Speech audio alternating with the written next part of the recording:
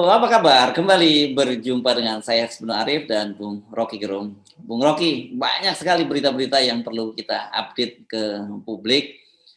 Dan seperti biasa nanti saya bacakan beberapa infonya itu, dan silahkan menunya Anda pilih ya. Yang jelas hari ini yang cukup sangat menarik adalah pelantikan kepala otorita dan wakil kepala otorita ya. Dan ternyata nama yang muncul bukan seperti yang diperkirakan sebelumnya Ahok, tapi tetap saja yang muncul tuh juga orang Jakarta lah, karena yang muncul ini mantan wakil menteri perhubungan kalau nggak salah, ini Bambang Susantono ini ya, atau dia kemudian, nah yang menarik itu wakilnya itu ini dari Dodi Rahayu. Doni Rahayu ini dari Sinarmas Group. Nih properti Sinarmas Group. Ini jadi setidaknya ada 2 orang deh dari Sinarmas Group ini sekarang di pemerintahan. Yang satu duta besar di Korea Selatan, gitu. Yang kemarin ribut-ribut anaknya katanya punya bisnis yang dilaporkan oleh teman kita ke KPK. Nah sekarang ini yang kedua namanya Doni Rahayu. Ini pantas kemarin studi bandingnya itu ke BSD karena itu punya Sinarmas itu. Terus kedua sejak kemarin itu kan sudah mulai berlaku tidak menggunakan PCR ya, sudah surat edarannya sudah keluar, dan yang rame ini terutama teman-teman di Jakarta dicabut itu pembatas tempat duduk di kereta KRL. Wah ini komentarnya banyak yang ngeri-ngeri sedap dan kembali seperti semulanya. Orang kemudian berpikir yang lebih menarik itu adalah komentarnya Bung Rocky. Kok dikaitkan dengan 3 periode gitu loh. Wih, jangan-jangan ini nanti dilepas supaya angka COVID naik dan kemudian situasi darurat ini dijadikan alasan untuk 3 periode. Kan memang pandemi yang jadikan alasan. Itu dulu deh. Nah. Jadi 2 berita itu menunjukkan bahwa orang nggak percaya pada apapun yang dibuat pemerintah. Soal ibu kota ya, orang anggap itu sebenarnya bukan ibu kota, tapi itu adalah ibu kota konglomerasi, ibu kota oligarki itu. Kan tetap orang ingin lihat bahwa ibu kota itu diasuh oleh birokrat, bukan oleh tokoh politik dan bukan oleh orang korporasi itu. Jadi kalau di situ ada satu orang tokoh korporasi walaupun dia wakil, itu artinya kemampuan Jokowi untuk menyembunyikan kepentingannya terbaca melalui penempatan wakil otorita yang adalah petinggi di Sinarmas. Kita mengerti itu sebagai upaya untuk memastikan bahwa kepentingan oligarki akhirnya harus diselamatkan oleh Pak Jokowi itu. Jadi dari awal kita tahu bahwa ya ini orang memang cuma petugas yang nggak bisa mengambil keputusan sendiri. Dia nggak mungkin keluar dari sphere of influence di oligarki ini nih.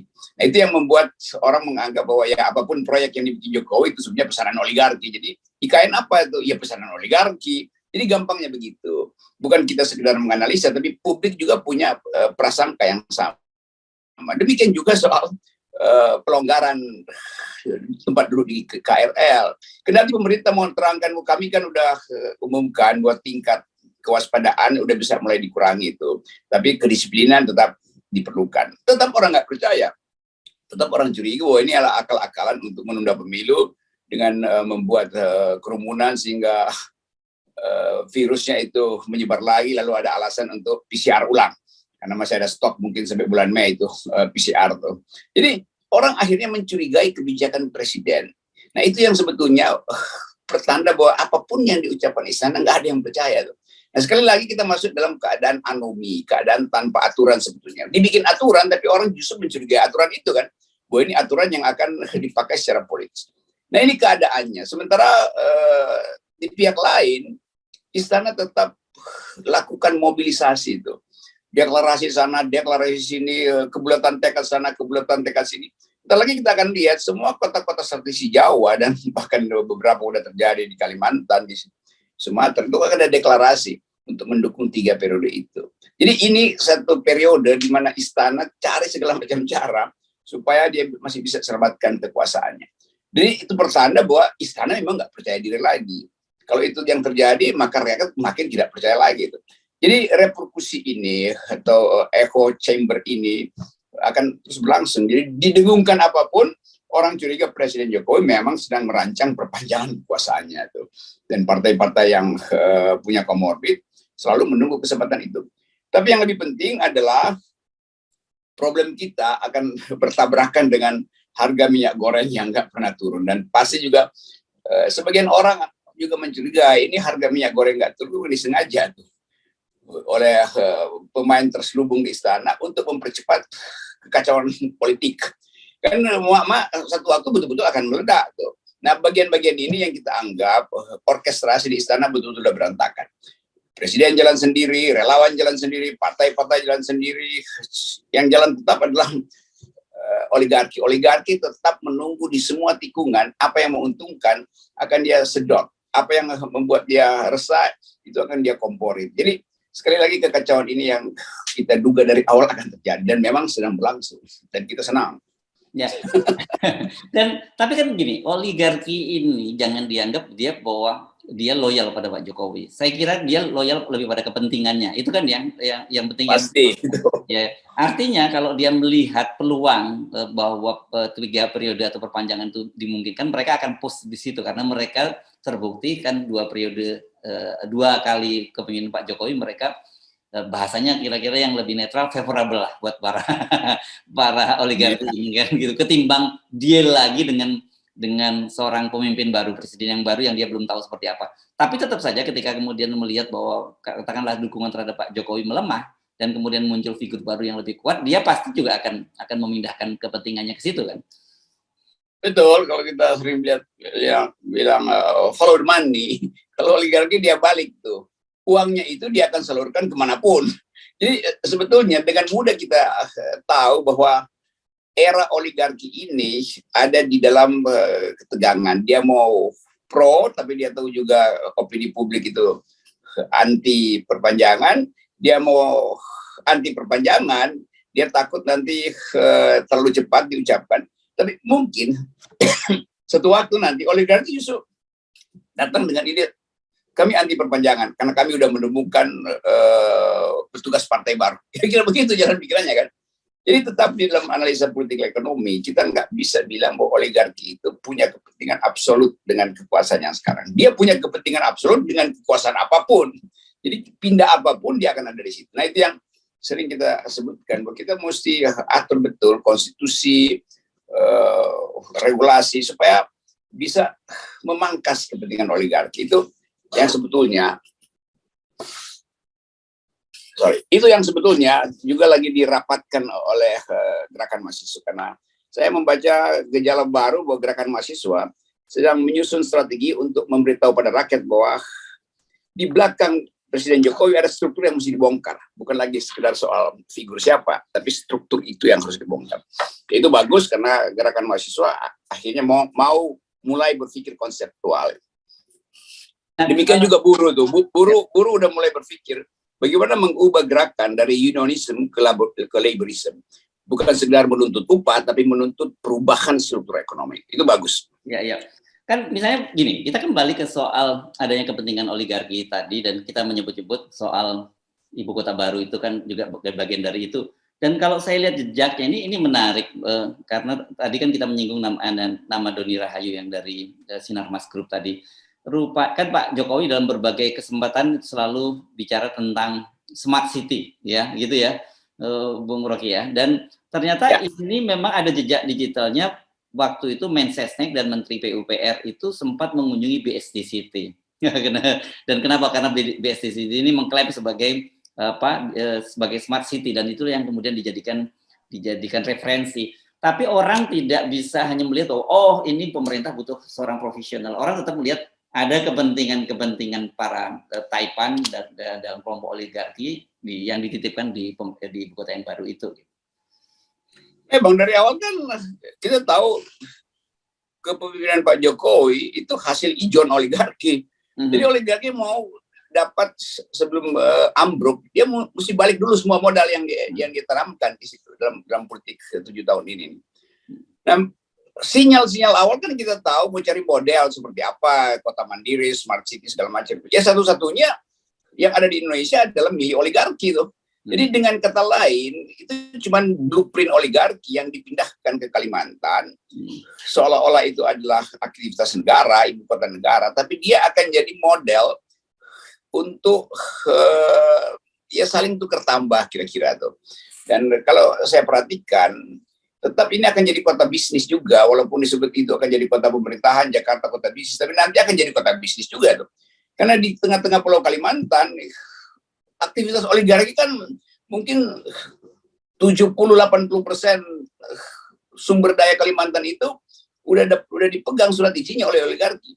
Jadi makin lama oligarki makin dekat dengan pusat kekuasaan. Jadi ibu kota negara juga akan jadi ibu kota oligarki itu untuk menyelamatkan potensi sumber daya di situ. Dan beberapa waktu lalu Presiden Jokowi merebiskan kawasan di Kalimantan Utara yang akan jadi semacam Silicon Valley. Dan itu bakal jadi otorita juga yang kemudian apa namanya tuh, saya kira saya baca di koran kemarin itu kakaknya Pak Erick Thohir akhirnya diangkat itu untuk jadi ya sebetulnya otorita atau proto otorita di situ kan. Itu kan mengamankan lahan terbesar kan memang milik Boy Thohir, milik kakaknya. Ya. Jadi akan disebut bahwa nanti di Kalimantan ada semacam Silicon Valley, di situ diolah smart city dengan sumber daya yang tersedia di situ, lalu jadilah itu kota metropolitan bisnis baru. Jadi mungkin ada kota lagi baru yang dibuat di Kalimantan Utara yang langsung terhubung dengan ibu kota negara. Nah hubungan itu yang kita sebut sebagai kepentingan oligarki. Ya. Kalau nggak salah sebutnya apa ya? Green industry atau apa yang di? Ya, semacam itu tuh green industry. Jadi ya dia mau comply dengan isu dunia tentang green economy. Tapi kalau di dunia itu justru diasuh oleh LSM lingkungan. Kalau ini korporasi yang asuh kan ajaib itu. Ya. Nah dari berapa faktor tadi, mulai dari soal pembebasan PCR dan antigen di